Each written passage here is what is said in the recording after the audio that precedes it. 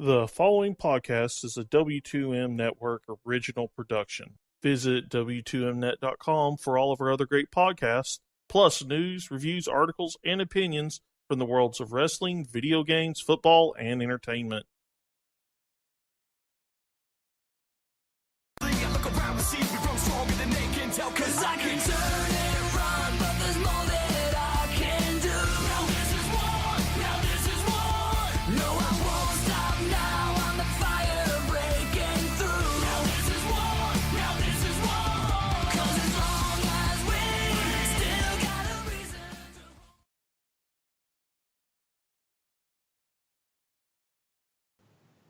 I'm being told I'm not allowed to open the show the way I want to, so we're going to just go ahead and do this normally. Hi, everyone.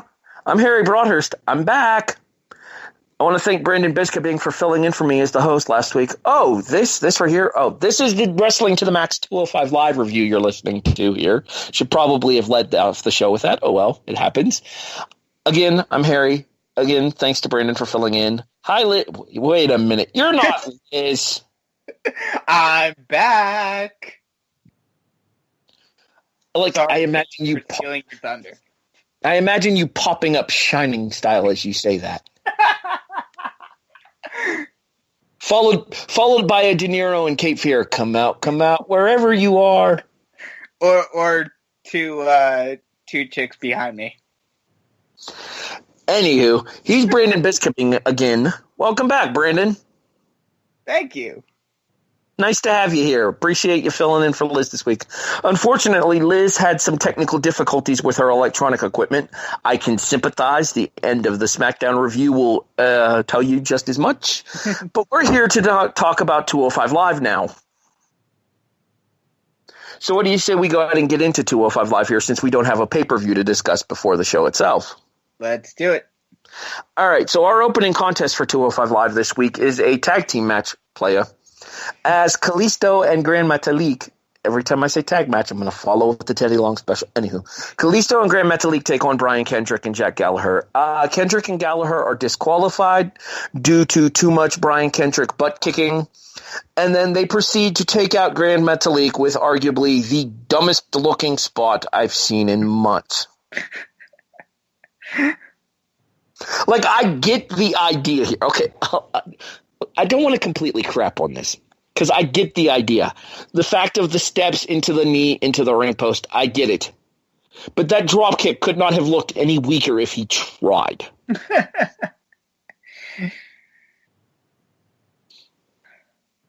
Am I wrong? Am I imagining this?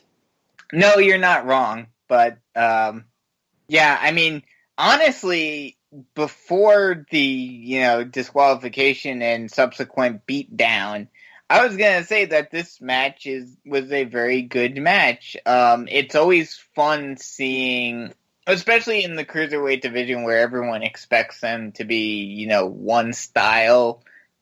It's always fun to see, a very high-flying type of guy, like, or tag team like Kalisto and Gran Metalik are. And then you've got the ground and pound, very, technical duo of Brian Kendrick and Jack Gallagher. So it's two distinctive and opposite styles that, made this match quite entertaining to watch. And then you got the whole, disqualification and then beatdown following. I believe the word you're looking for is shenaniganery. Yes, the shenanigans. The match itself I thought was okay. I'm not really a huge fan of Brian Kendrick in the Cruiserweight division, specifically working with traditional high flyers such as this, against somebody who's more capable of going on the ground, such as a Cedric Alexander, such as a Drew Gulak, such as a Tony Nese, such as even though we're not supposed to say his name right now, Rich Swann, I would be okay with, because they're able to keep things interested with a more grounded style as well. But with somebody like Kalisto and Gran Metalik, who rely on their high-flying antics in order to keep a crowd involved, when you have a match such as this, where they're more or less grounded for a very large portion of the match, it results in the crowd sitting on their hands even more than they traditionally do for these contests. See, this is why, and Liz and I talked about this last week, and she said that you two have talked about this ad nauseum. But this is why 205, I feel, at least on a crowd level, would be much more suited to play out at Full Sail, because those fans are more in tune with the various style of wrestling. And when you had those conflicts of style, and you got it a couple of times in the Cruiserweight Classic, they understood it and they appreciated it more, and you didn't have them just sitting on their hands. Yeah, I feel like them having these matches in front of half-empty arenas where crowds are sitting on their hands are doing nothing to translate the action to the home viewer, because there are some really good matches on 205 Live that don't get the justification and the due that they deserve due to the fact that these crowds just do not care. Mm-hmm. Scale of 0 to 5, much the same way as we did on SmackDown. Entertainment rating, not star rating. Let's state that for the record. I'm gonna say I'll give it a 4. Like I said, it was a good match leading up to the disqualification. Entertaining match with the contrast of styles, and then while it was poorly executed, the concept of the beatdown and the crushing between ring post and stairs, it works, and it continues this whole storyline between the four.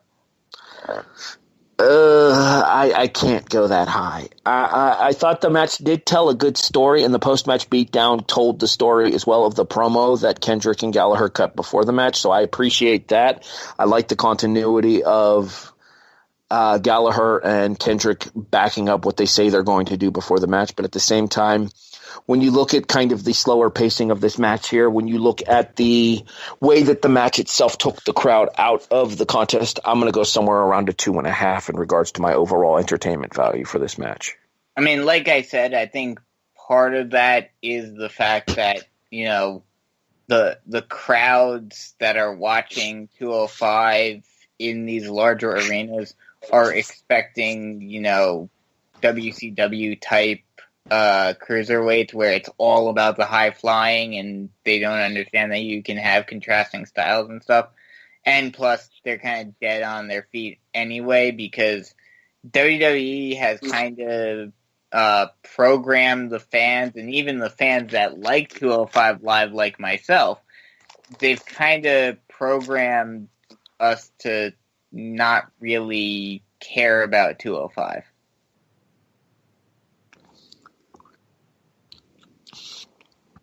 Our next contest is the 205. Wait, we have a backstage segment to talk about first here. Enzo Amore is upset with Drew Gulak and Arya Daivari De Niro. Gulak takes the blame for what happened against Alexander last night, whereas Daivari just kind of stands there. Gulak gets fired up, and Enzo says to him, "That's the kind of passion that you need to have when you're riding on the Zo train." Back ringside, and how do I put this in a PG radio station? I don't think there is a PG way to put this. Hideo Itami kills a bitch. That's what happens. And ironically enough, the one that he kills, his name is Colin Delaney, who I was unaware was a cruiserweight. You learn something new every day. Apparently, a Wikipedia search tells me he's 172 pounds. I mean, what did you really expect with a, very hyped debut match for someone that I'm thinking and hoping that WWE will push quite powerfully on 205, and may even get some main roster crossover with him, as we saw on Raw this past week. Yeah, I think Itami could be one of those guys that kind of transcends the boundaries of 205 Live, much the same way Enzo kind of does. Well, but we'll have to see how long that lasts, because they were doing that with Enzo for, the first couple of weeks that he was on 205 Live, and now he's pretty much exclusively at 205. Well, he does still have his interactions with Nia. That's true. That's true. But then, to be fair, we've had interactions between 205 and Raw from the get-go with Noam Dar and Alicia. Or Akira Tozawa being a part of the Titus brand. That's true. That's true. Where is Akira Tozawa, by the way? He has disappeared after his title. I miss Akira. Anywho. So do I. So, apparently the answer to the question of how long until the Smarks chant CM Punk after Go to Sleep, his debut. I was just about to ask that very question. I did not hear it, but I guess they did. Oh, there were a very vocal contingent that very loudly chanted CM Punk after Itami hit Go to Sleep. To what I would point out to those Smarks that creator of the move. Oh, I know this, but I was going to ask that very question because when it comes to people who think WWE first above everything else, they're going to think CM Punk when they see the GTS. Honestly, I mean, I'm sure it's something in Itami's contract where he's like, you're not stealing this from me. But, like, I'm not surprised with the vendetta that Vince has against Punk right now that he's not, like, jumping at the gun to try to change his finisher. Well, I mean, in fairness, he has used Go to Sleep in NXT before as well, so I'm not... Oh, I know this, and remember back when, during TakeOver Chicago, everyone was thinking that we were going to hear a bunch of CM Punk chants when he hit it there. Yeah, he was in the heavyweight title match at TakeOver Chicago against Bobby Roode, as a matter of fact. Yes, he was. All right, it's nice to see Colin Delaney. I actually kind of hope he sticks around. Doubt it. Thank you, Brandon Buzzkill. Sorry. Congratulations. Instead of Bizco, you're now Buzzkill from now on the W2M. I'm Buzz Killington now? Yes. In the what was the name of the company? I just bought the building in Family Guy Quest for stuff. Son of a biscuit. Why can't I remember? If you don't play it, by the way, I highly recommend the Quest for Stuff Family Guy on I wish my phone could actually handle it.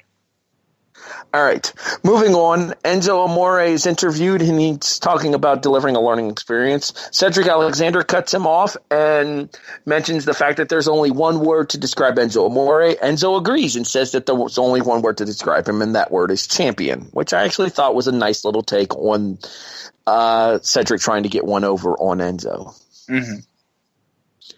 Enzo's out now to the ring because apparently this literally is the Enzo Amore show, even though he's not wrestling.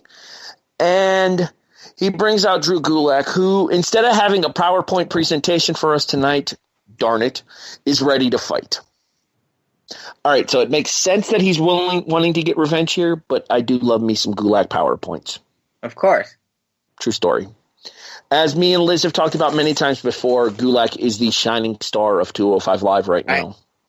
Liz told me last week that they did actually tweet out to him, but I said on the 205 review last week that I would love to see WWE get a sponsorship deal with Microsoft and have him do commercials for Microsoft Office.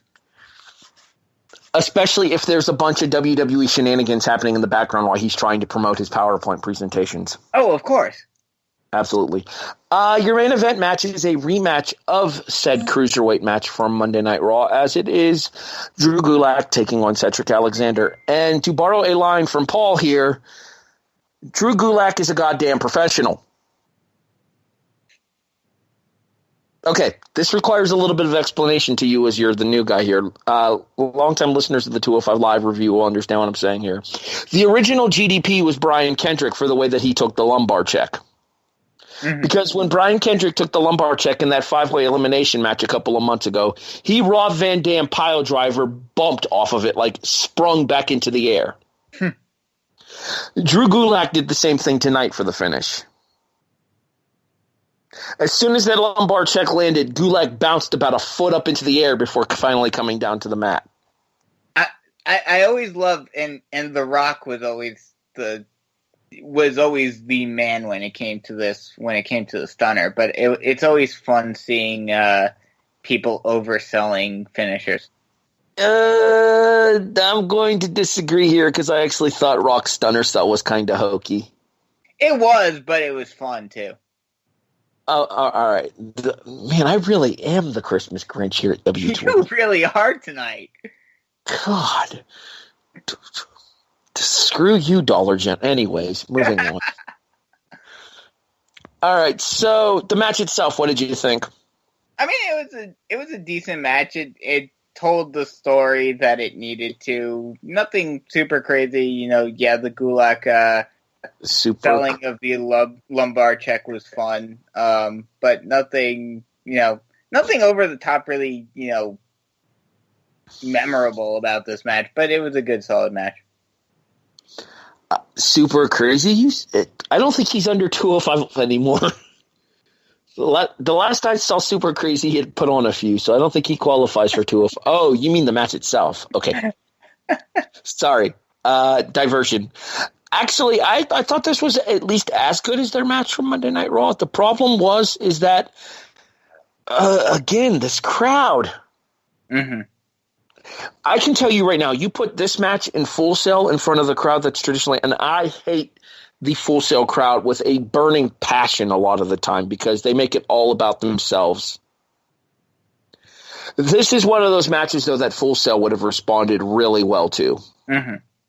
This is one of those matches that if this was something that you could have expected to see at the Cruiserweight Classic, and it would have not felt out of place. Exactly.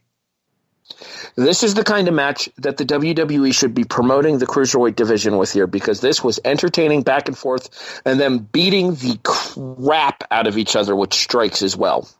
The one spot that was fun too, and I wish they would kind of promote this some more, and this would be a good way to start a Gulak face turn, which Liz and I talked about last week.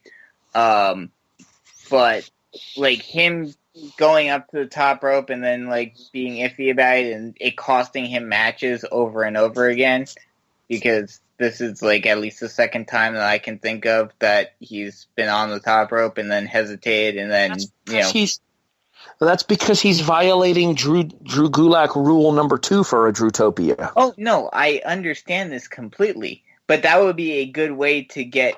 Like, that would be a good way to start a face turn for him, is him, starting to realize that this is costing him matches and, like, him finally starting to become more of a high flyer again.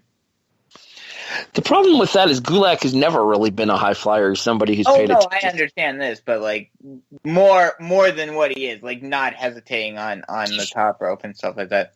So what you're saying is let him diversify his moveset to expand towards moves that aren't just specifically mat-based. Because I don't think there's a wrestler in the division, and there might not be a wrestler in the company that can hang on the mat with Drew Gulak. Oh, no, of course not. But let him diversify and not be so ground-based. And then, that would be a way to get him to start, maybe winning more and being a face. Entertainment value rating for this match. I'll give it a 3.5. Like I said, before the finish and whatnot, nothing too crazy or too memorable. But the finish, like I mentioned, with him going up to the top and then, him deciding not to jump and that costing him the match, and then his selling of the lumbar check was fun as well. So it was a decent match. Yeah. See, I'm going to go ahead and say that I think you overrated the tag team opener. This is the match to me that I would have given a 4 out of 5. Because I found myself invested entirely in this match. During the rest of the show, I was kind of doing other stuff. I was talking to people in the Facebook chat. I was checking on the results in the news and stuff in order to prepare for the SmackDown Live review. I was doing a couple of different things. That match right there, the Alexander and Gulak rematch from Monday Night Raw, had my attention from opening bell to close. Mm-hmm. So I'm going to go ahead and give that a 4. Post-match, Enzo talks smack. Cedric calls him into the ring. Enzo's about to do so when Daivari De Niro attempts to attack from behind and proceeds to get lumbar checked for his trouble as well. We end up with a shouting contest between Cedric and Enzo. Enzo backing away, wrapping his arm around Daivari while Gulak is kind of standing at a distance. The symbolism of that was not lost on me. Out of the members of the Zo train, it is blatantly obvious that Enzo favors Daivari the most. Mm-hmm. And I think going forward, especially once Tony Nese returns, it's going to be something that plays a factor in the eventual breakup of the Zo train as well. Yeah, I think it... Well, I mean, Daivari was the first one to join the Zo train. So I believe you would be correct in saying that. Yeah. But, so, it would be interesting... and Liz and I talked about this last week, too. I don't know if they have the time for it, especially with how they handle most of the roster. But it would be interesting to see a tag title come into play and see Gulak and Nese as a tag team. And have them break away from the Zo train and maybe have a feud between Enzo and Daivari and Gulak and Nese. It's going to depend on whether or not they decide to let the 205 Live guys cross over into the main brand, because we've talked about this before with and this is a recurring theme here, especially when we have a guest host here, is it's concepts that come up on multiple occasions, because to us as viewers they're blatantly obvious, if not necessarily to the booking of the shows themselves there. Akira Tozawa and Apollo Crews going after the Raw Tag Team titles would have made perfect sense to me.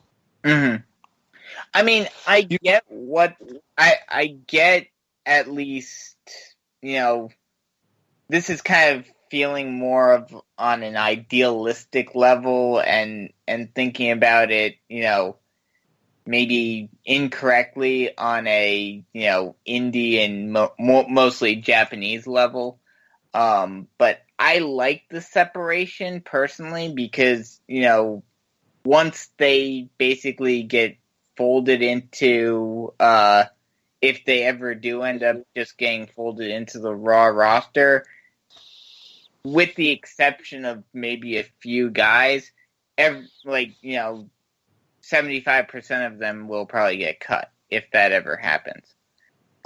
So I don't want, that whole tournament to basically become useless. To more or less become all for naught. No, I understand exactly what you're saying with that. I completely agree here. Oh, by the way, something that we did not talk about, and I just saw the video for this on 411 Mania, to whoever the jackass was that threw a water bottle at Kalisto, screw you. I did not see that. The video's up on 411 Mania. Okay, I'll have to look at it after this. What happens is Gallagher and Kendrick are walking out after laying out Gran Metalik. The camera cuts back to Kalisto just in time to see a fan whip a water bottle and hit him in the face.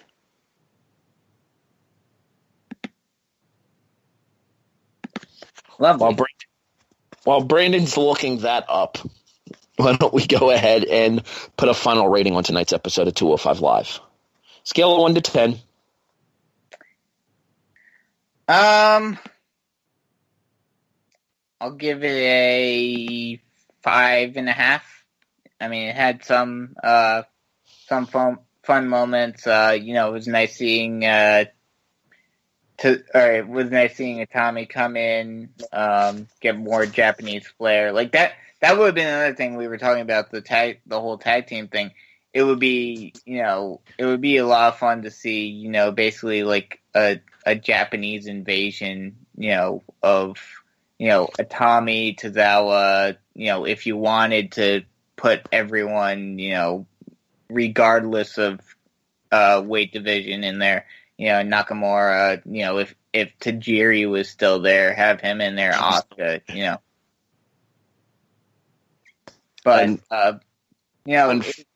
What? Sorry, real quick there. He's not. Tajiri suffered an arm injury and hasn't been I know cleared. he isn't. No, I know he's not with WWE anymore. I said if he were still there. Not to mention, you trying to align all the Japanese people is slightly racist, sir. I'm not saying it in that sense. I'm just saying it would be fun to see. Not cool, Brandon. Not cool. Very well. But, yeah, overall it was a decent show, but nothing, You see, you were higher on SmackDown. I'm actually higher on 205 Live this week. I give tonight's 205 Live a 7. I really enjoyed the main event. I thought the Itami match was exactly what it needed to be to debut him to that group of people. And I thought the opening contest for the time that it went was entertaining, if not mildly overstaying its welcome due to the style of match that they worked. I think that might have worked better as the middle match on the show rather than the opening contest. Because when I think the 205 Live opening contest, I usually think of more of a high-flying spectacle in order to get the crowd entertained that might be burnt out from SmackDown. Mm-hmm. But overall, I didn't have any issues with tonight's 205 Live. I thought tonight's episode was one of the better ones they've done in recent memory. I mean, maybe that's just me, I get that they're trying to add people, and hopefully Itami helps out with, building up the depth and building up 205, but, it just feels like 205 has started to fall flat a bit. Well, here's my thought, too, that you mentioned there. Somebody that we didn't talk about on the show real quick, and I know we were wrapping up here, but I kind of want to talk about this since it happened on Raw with Itami. Do you think maybe Itami and Balor taking a crack at the Raw tag team titles and then maybe defending them against Cruiserweight tag teams on 205 Live would be the worst idea? I could totally see it, but like we were talking about, they have to make that decision one way or another of either saying, we're going to incorporate the Cruiserweights into the main Raw fold while still I think that's probably the best option if you wanted to expand 205 and have the Cruiserweights become more interactive with the main roster. Have them be kind of like how Enzo was and like how Itami is right now, where they're able to do stuff with the other guys on Raw, but then you still have 205 Live exclusively for them. I could see that working. I know Balor's under 205 pounds, and I don't want to see Balor on the show on a full-time basis because I think that would be a disservice to the talent that Balor has. Yeah. But that being said, I also would not be opposed to seeing Balor and Itami take a run at the Raw Tag Team titles, which are currently held by Sheamus and Cesaro, and seeing eventually if Itami and Balor were to take those titles, them to bring the belts to 205 Live and defend against, say, Brian Kendrick and Jack Gallagher, or defend them against, say, Arya Daivari and Tony Nese should Tony come back as a member of the Zo Train in full standing. Yeah. I mean, that could work, or Gulak and Nese. You could have them as well. Exactly. I agree with you, but see, then that just... Getting there is the problem.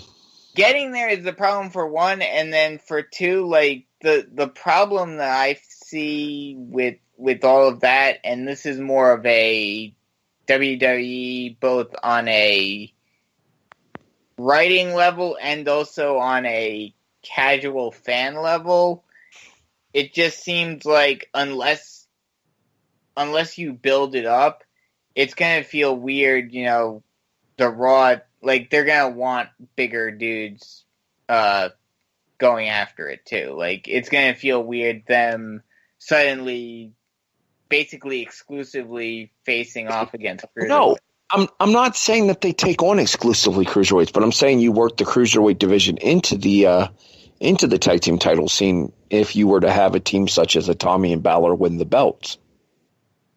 That's true. The only reason why it would be confusing is, like, you know, why would you have the Raw tag team titles be defended on another show when you could just as easily do those same matches on Raw itself? Well, and I would be okay with them happening on Raw, though. I'm not saying that the matches have to happen on 205 Live. I'm saying that those kind of matches happening on 205 Live would be a definite ratings boost to 205 Live, though. Oh, it definitely would. But, you know, like I said, they have to make that decision on what kind of separation they want or lack thereof between Raw and 205. All right, well, that's going to about do it for us here. Normally at this point I'd plug my Sunday evening show, but unfortunately that show's kind of in hiatus at present moment due to some personal issues for one of the members of the show. I won't go into specifics. It's not my business to do so.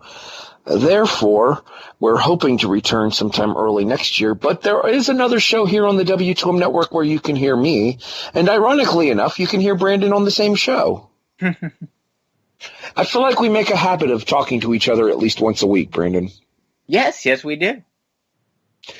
This week it'll be 2 times, though, as tomorrow night here on the W2M network, it is episode 15 of The Kickoff, as myself, Brandon Biskobing, Eric Watkins, and maybe Stephen maybe, we'll see. I made the same joke on SmackDown. Bring you our wrap-up of the first week of bowl games and our preview of the next to last week of the regular season of the NFL. That'll be on The Kickoff here on the W2M network. Anything else you want to plug before we get out of here, Bisco?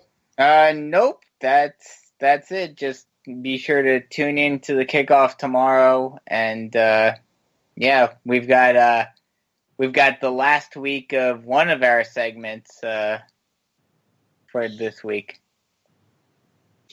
And we have North Texas's bowl game. Sorry, Sean. So, for Buzzkill Bizco over there, I'm Grinch Broadhurst, thanking you for listening to the Wrestling to the Max 205 Live review here on the W2M network, available online at W2Mnet.com. Thanks for listening, everybody. Some form of us will talk to you next week for SmackDown and 205 Live. Stay tuned to find out who. Have a good week, everyone.